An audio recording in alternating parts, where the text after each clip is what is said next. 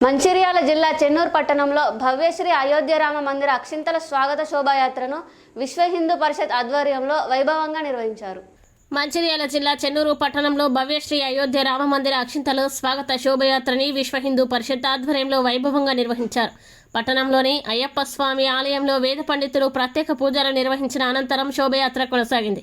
జై శ్రీరామ్ నామస్మరణతో పట్టణ ప్రధాన వీధులు మారుమోగాయి. పట్టణంలోని ప్రముఖులు భక్తులు శ్రీ సీతారామాంజనేయ స్వామి ఉత్సవ విగ్రహాన్ని పల్లకిలో మోస్తూ డీజే భక్తి పాటలతో నృత్యాలు చేస్తూ పట్టణంలోని జగన్నాథ ఆలయం వరకు శోభయాత్ర నిర్వహించారు.